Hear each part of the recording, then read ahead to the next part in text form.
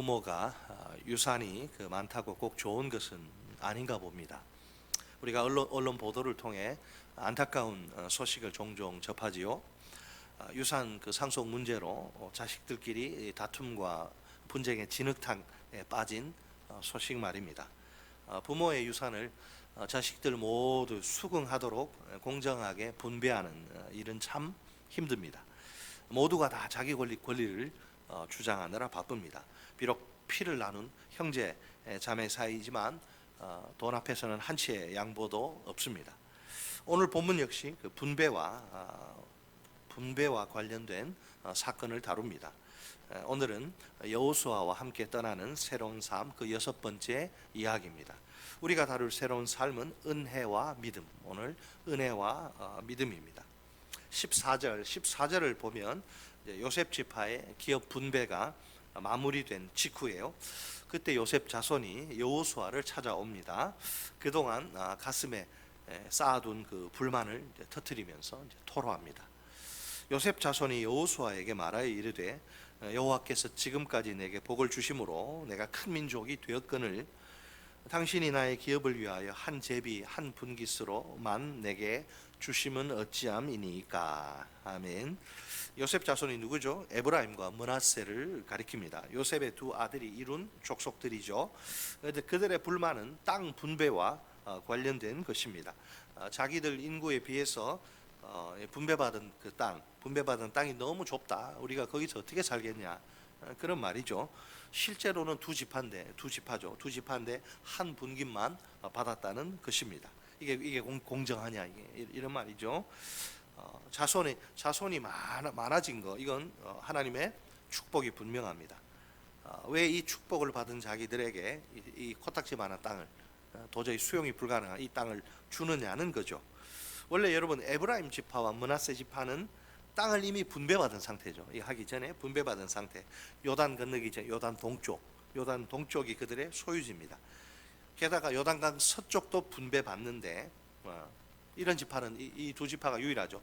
에브라임 지파와 므낫세 반지파에게 각각 한 분기씩 주어지는데 그렇다면 요셉 자손은 한 분기만 받은 것이 아닙니다. 자, 땅 분배 이야기로 들어가겠습니다. 두 파트로 나눠서 살펴봅니다. 첫째, 하나님의 은혜로 살라. 따라서 하십니다. 첫째, 하나님의 은혜로 살라. 하나님의 은혜로, 한 번 더, 하나님의 은혜로 살라. 요셉 자손의 말투, 여러분 말투 보면 그 마음을 알 수 있죠. 이 말투가 어떻습니까? 공손합니까? 말투를 한번 살펴보세요. 그 안에 아주 교만과 욕심이 잔뜩 묻어 있습니다. 첫째, 교만입니다. 여호와께서 지금까지 내게 복을 주심으로 내가 큰 민족이 되었거늘. 자, 이게 사실인지 한번 보죠. 민수기 26장에 의하면 에브라임 지파의 숫자는 32,500명입니다. 므낫세 지파의 숫자는 52,700명입니다. 하지만 므낫세 지파는 요단 동쪽과 요단 서쪽의 두 지역으로 나뉜 상태죠. 그 사실을 감안하고 인구 비율을 생각해 보면 어떨까요? 결코 인구가 많은 게 아니에요. 6만 명이 채 안 되는 그런 인구입니다. 요셉 자손은 그러니까 주로 요단 서편 땅을 분배받는데 이스라엘 지파 중에 요단 서편의 요셉 자손보다 큰 지파들이 많아요. 유다 지파가 76,500명으로 제일 큰 인구수를 자랑합니다. 그 다음이 단 지파인데 64,400명입니다. 그 다음은 이사갈 지파인데 64,300명입니다. 그 다음은 스불론 지파인데 6500명입니다. 이런 지파들과 비교하면 요셉 자손은 그리 큰 민족이 아닙니다. 사실 인구가 더 많은 지파들 어때요? 땅 분배에 대해서 아무런 항의도 하지 않아요. 다들 각자에게 분배된 땅에 그냥 만족합니다. 유독 이 요셉 자손만 만족하지 못합니다. 불만에 가득 찬 모습으로 여호수아를 찾아와 항의하는 거죠. 자기들처럼 큰 지파는 합당한 대우를 받아야 한다는 것입니다. 좀 우리 규모에 어울리는 넓은 땅을 분배하면 어디가 덧나느냐는 그런 말이죠. 물론 하나님이 요셉 자손에게 복을 주신 것은 틀림없습니다. 누구도 부인할 수 없는 사실입니다. 에브라임과 여러분 므낫세가 누구죠? 요셉이 애굽에서 온갖 고생하며 얻은 두 아들이죠. 그 두 아들이 수만 명의 지파로 성장한 것입니다.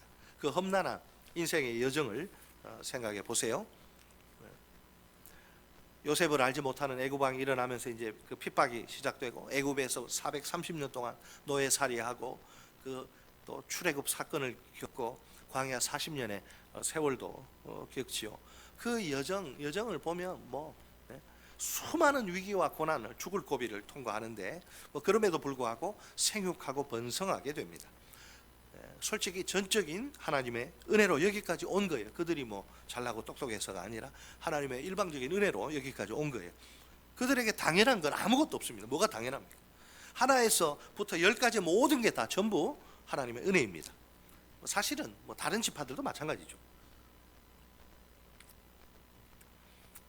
가나안 땅 분배가요, 이게 여호수아의 지도 아래서 아주 공정하게 공평하게 이루어집니다. 아무런 문제가 없습니다. 그러면 모든 지파는 어떻습니까? 자족하고 감사해야 마땅하죠.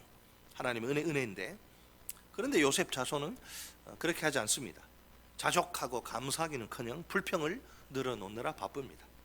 여호수아에게 이제 찾아와서, 자, 요셉 자손의 문제는 뭐죠? 자기 지파에 대한 과대평가. 이런 과대평가는 교만의 또 다른 이름입니다. 하나님의 은혜를 망각한 결과입니다. 왜 누구는 하나님의 은혜를 받고 자족하고 감사하는데 왜 누구는 불평합니까?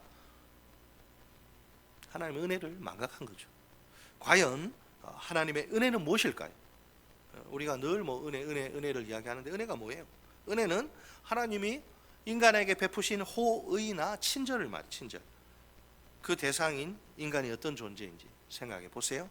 하나님의 은혜를 받을 만한 자격이나 가치가 전혀 없는 죄인입니다. 하나님은 그 어떤 무슨 대가, 비용도 요구하시지 않아요. 다만 그냥 일방적으로 값없이 거저 공짜로 베풀어 주십니다. 그래서 하나님의 은혜는 선물입니다. 전도폭발에 보면 선물이라 그래요. 하나님의 은혜는 선물이다. 따라서 하시면 하나님의 은혜는 선물이다. 선물은 내가 뭘 해가지고 받는 게 아니에요. 그냥 나는 한 게 아무것도 없는데 받을 만한 자격이나 가치가 없는데 그냥 주는 게, 그래서 감사함으로 받는 게 선물. 그게 하나님의 은혜입니다. 인간의 공로는 없어요. 자, 내가 진정으로 하나님의 은혜를 체험해서 안다, 그런 사람이라면 어떨까요? 그는 자기 자신에 대해서 결코 과대평가하지 않습니다. 단지 자기는 아무것도 아니라고 말합니다. 자기가 한 일은 아무것도 없다고 고백합니다. 그는 오직 하나님만 높입니다. 오로지 하나님 한 분만 자랑합니다. 자기가 돋보이려고 하지 않습니다. 주인공이신 하나님만 돋보이도록 애씁니다. 자기는 조연 혹은 엑스트라, 단역에 불과하다는 걸 잘 알기 때문입니다. 여러분, 사도 바울이 누굽니까? 사도 바울은 2000년 기독교 역사가 배출한 가장 탁월한 인물. 우리 크리스찬들 중에 죽어서 천국 가서 만나보고 싶은 인물, 첫째는 예수님이고 두 번째는 바울이라고 할 정도로 정말 대단한 분입니다. 그는 누구보다도 하나님의 은혜를 크고 깊게 체험한 사람입니다. 고린도전서 3장 6절로 7절에 기록된 그의 고백을 들어봅시다. 나는 심었고 아볼로는 물을 주었으되 오직 하나님께서 자라나게 하셨나니 그런즉 심는 이나 물 주는 이는 아무것도 아니로되 오직 자라게 하시는 이는 하나님 뿐이니라. 아멘. 이해하기 쉽도록 제가 풀어서 설명하면 이런 뜻입니다. 나는 하나님의 사역자로서 심는 일, 즉 교회 개척 사역을 했습니다. 그런데 자라나게 하신 분은, 교회가 성장하도록 하신 분은, 사역의 열매가 맺히도록 하신 분은 하나님이십니다. 내 사역은 하나님의 일하심에 비하면 정말 초라하기 짝이 없습니다. 그러므로 나는 하나님 앞에서 아무것도 아닙니다. 모든 영광은 한 분 하나님이 받으셔야 마땅합니다. 계속해서 유명한 말씀, 또 고린도전서 15장 10절 말씀도 있습니다. 그러나 내가 나 된 것은 하나님의 은혜로 된 것이니 내게 주신 그의 은혜가 헛되지 아니하여 내가 모든 사도보다 더 많이 수고하였으나 내가 한 것이 아니요 오직 나와 함께 하신 하나님의 은혜로라. 아멘. 이 고백도 풀어보면 이런 의미죠.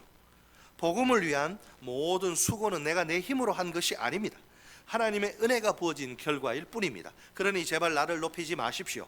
오직 나를 나되게 하신 하나님만 높이십시오.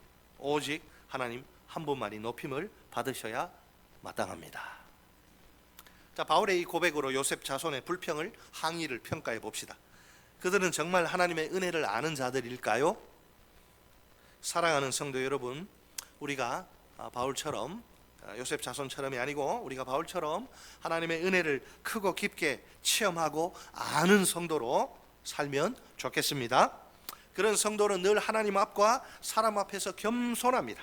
자기가 뭐 대단한 사람인 양 우쭐대는 법이 없어요. 자기 자신을 높이거나 드러내지 않습니다. 다른 사람을 자기보다 낮게 여깁니다. 다른 사람을 존중하고 배려합니다. 자기에게는 엄격해도 다른 사람에게는 관대합니다. 뭐 그럴 수 있지 뭐. 자기의 시간이나 물질로 다른 사람을 섬길 줄 압니다. 우리 모두 이처럼 하나님의 은혜를 체험하고 아는 자로 삽시다. 자, 요셉 자손의 두 번째 문제는 욕심. 교만과 욕심. 당신이 나의 기업을 위하여 한 제비 한 분깃으로만 내게 주심은 어찌함이니까. 아멘. 요셉 자손은 이미 요단강 동쪽에 땅을 받은 상태입니다. 요단강 서쪽에서는 그 에브라임과 므낫세 반지파가 각각 한 몫씩 받습니다. 요셉 자손이 한 몫만, 한 제비, 한 분깃만 받았다고 말하는데 사실이 아니에요. 은근히 특별 대우를 기대한 것처럼 보이죠. 우리가 남이가 여호수아가 자기들과 같은 지파 출신이기 때문에 우리는 좀 특별히 대우 안 해주나? 이런 특별 대우 같은 거 바랬는데 특별 대우 같은 거 없어요. 여러분, 교회에서는 특별 대우, 하나님의 나라는 특별 대우 없어요. 특별 대우 이런 거 기대하면 안 됩니다. 자, 요셉 자손의 불평에 대해서 여호수아가 반응을 합니다. 15절을 보면 여호수아가 생각지도 요셉 자손이 생각지도 못한 반응인데 여호수아가 아주 좀 냉정하게 반응하는 것 같아요. 자, 15절 같이 읽습니다. 시작. 여호수아가 그들에게 이르되 내가 큰 민족이 되므로 에브라임 산지가 내게 너무 좁을진데 브리스 족속과 르바임 족속의 땅 삼림에 올라가서 스스로 개척하라 하니라. 아멘. 자, 그들의 말을 막 반박하면 또 이제 달려들 테니까 그냥 받아주는 거죠. 여호수아는 그들이 큰 민족도 아닌데 큰 민족이라는 거 부인하지 않아요. 산지가 좁다, 뭐 좁지 않은데 그냥 좁다는 사실도 인정합니다. 그런데도 다른 땅을 더 주겠다 이렇게 말하지 않습니다. 오히려 그들의 눈을 새로운 개척지로 돌리게 합니다. 스스로 개척하라고 말합니다. 저 산으로 올라가서 개척하라는 겁니다. 이 제안에 대해서 요셉 자손이 또 반응을 보이는데 16절 같이 읽습니다. 시작. 요셉 자손이 이르되 그 산지는 우리에게 넉넉하지도 못하고 골짜기 땅에 거주하는 모든 가나안 족속에게는 베스안과 그 마을들에 거주하는 자이든지 이스라엘 골짜기에 거주하는 자이든지 다 철병거가 있나이다 하니. 아멘. 지도자가 이야기하면 좀 따라주면 얼마나 좋아요. 또 거기다 토를 달죠. 여호수아가 보기에 좀 실망스러운 그런 반응입니다. 그들의 말에 따르면 그곳은 넉넉한 땅이 아닙니다. 더욱이 그 주민들에겐 철병거가 있어서 정복하기가 어렵습니다. 그러니 그 땅 말고 좀 다른 땅을 달라는 것입니다. 좀 더 풍요롭고 센 적이 없는 좀 차지하기 쉬운 땅을 요구한 것이죠. 별 희생이나 대가 없이 편하게 좀 땅을 얻고 싶은 욕심입니다. 뭐 이렇게 우리가 개척이 얼마나 힘들어요. 뭐 교회 개척이든 이 땅 개척이든 쉽지 않잖아요. 자족하는 마음이 없는 것이 하나님의 은혜를 잃어버린 거예요. 자족하는 마음이 없는 것이 이 불평과 욕심의 원인입니다. 이미 주신 것에 대해서 감사하지 못하는데 이게 문제죠. 사실은 하나님의 은혜를 무시하는 처사입니다. 하나님의 은혜는 우리를 자족의 자리로 인도합니다. 교만, 불평, 욕심의 덫에 걸리지 않도록 우리를 지켜줍니다. 우리가 하나님의 은혜로 삽시다. 언제나 자족하는 마음으로 이미 내게 주신 것에 감사하면서 교만과 불평과 욕심을 물리칩시다. 받은 복을 세어 보아라. 주신 것에 감사, 이미 주신 것에 감사. 둘째, 믿음으로 살라. 따라서 하십니다. 둘째, 믿음으로 살라. 한 번 더, 믿음으로 살라. 우리는 무엇과 무엇으로 살아요? 하나님의 은혜와 믿음으로 사는 존재. 자, 현재 불평하는 요셉 자손의 모습은 갈렙의 모습과 대비가 됩니다. 둘 다 뭘 유업으로 받아요? 산지를 유업으로 받는데, 그러니까 강한 가나안 부족들과 싸워야 합니다. 아주 비슷한 상황입니다. 하지만 그들의 반응은 정반대입니다. 갈렙의 반응이 14장 12절에 나오죠. 14장 12절에 뭐라고 나오느냐면 그날에 여호와께서 말씀하신, 우리 살펴봤죠. 14장 12절에 그날에 여호와께서 말씀하신 이 산지를 지금 내게 주소서. 당신도 그날에 들으셨거니와 그곳에는 아낙 사람이 있고 그 성읍들은 크고 견고할지라도 여호와께서 나와 함께 하시면 내가 여호와께서 말씀하신 대로 그들을 쫓아내리이다 하니. 아멘. 똑같아요. 어렵기는 힘들기는 마찬가지입니다. 그런데 갈렙은 현실의 어려운 상황을 문제 삼지 않아요. 지금 정복해야 할 산지에 아이고 어서 오십시오 형님 어서 오십시오 이런 거 없습니다. 정복해야 할 산지에 무서운 아낙 사람들이 지금 거기 있습니다. 그들의 성읍들은 크고 견고합니다. 그들을 무찌르고 다 쫓아내고 그 성읍들 점령한다? 만만치 않습니다. 그런데도 그 땅을 달라고 말합니다. 하나님이 함께 하시면 그들을 쫓아낼 수 있다고 이야기합니다.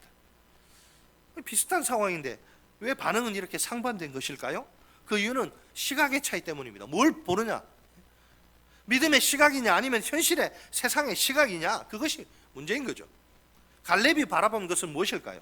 힘들고 어려운 현실의 상황이 아닙니다. 그건 자기 힘으로 어떻게 할 수 없잖아요. 그거는.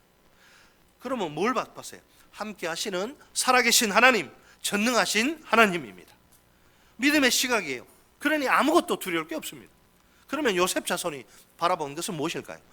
함께 하시는 살아계신 하나님, 전능하신 하나님이 아닙니다. 힘들고 어려운 현실의 상황, 눈에 보이는 거, 가나안의 철병거, 현실의 시각, 세상의 시각, 인본적인 시각, 그러니 두려움 가운데 빠질 수밖에 없습니다. 시각의 차이가 보이는 대상의 차이를 가져오는 거죠. 믿음의 시각으로 보면 살아계신 하나님, 전능하신 하나님이 보입니다. 현실도 보이죠. 현실도 보이지만 아무 문제 될 것이 없습니다. 마치 현실이 보이지 않는 것과 마찬가지예요. 그래서 믿음으로 살 수 있습니다. 반면에 현실의 시각으로, 인본적인 세상의 시각으로 보면 현실만 그게 전부로 보이는 거예요. 살아계신 하나님, 전능하신 하나님 어디 가셨는지 보이질 않아. 그러니까 현실을 의지해서 살 수밖에 없습니다. 믿음으로 사는 것은 불가능합니다. 결국 어떤 시각으로 무엇을 보느냐, 여러분 어떤 시각으로 무엇을 보느냐, 이게 중요해요. 똑같아요. 늘 재정은 부족한 거고, 야 올해같이 이렇게 힘든 때 없다. 늘 그래. 늘 작년에도 그 말했고 재작년에 그 말했고 내년에 그 말 안 할 것 같아요. 내년에는 야 왜 이렇게 힘드냐. 똑같아요. 어떤 시각으로 무엇을 보느냐, 그것이 어떻게 살 것인가를 결정하는 거예요. 따라서 하십니다. 어떤 시각으로 무엇을 보느냐, 그것이 어떻게 살 것인가를 결정한다. 요셉 자손이 실망스러운 반응을 보인 상황입니다. 그런데 여호수아는 어떻게 해요? 그들의 요구를 들어주지 않아요. 쉽게 물러서지 않습니다. 자기 주장을 조금도 굽히지 않습니다. 먼저 17절에 따르면 여호수아는 또 요셉 자손의 말을 인정을 하고, 너희들은 정말 큰 민족이야, 큰 권능도 있네 보니까, 그러니 그래 한 분깃만 가질 게 아니야. 가나안 족속 비록 강할지라도 쫓아내질 못할 이유가 없어. 땅 더 필요하니? 그러면 땀 흘려 싸워 스스로 얻으면 될 거 아니냐. 그리고 이제 18절에서 여호수아가 재차 그들에게 도전하죠. 우리 18절 같이 읽습니다. 시작. 그 산지도 내 것이 되리니 비록 삼림이라도 내가 개척하라. 그 끝까지 내 것이 되리라. 가나안 족속이 비록 철병거를 가졌고 강할지라도 내가 능히 그를 쫓아내리라 하였더라. 아멘. 전쟁의 승패는 왜 여호수아가 이런 말 합니까? 전쟁의 승패는 철병거와 같은 무기에 달려있지 않습니다. 전쟁은 여호와께 속한 것이기 때문에 승패는 그분께 달려 있습니다.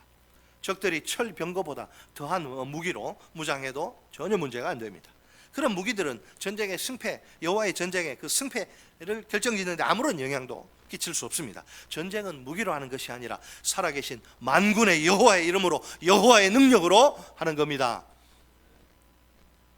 너는 칼과 단창으로 내게 오거니와 나는 만군의 여호와의 이름으로 너에게 간다. 다윗이 그런 이야기죠.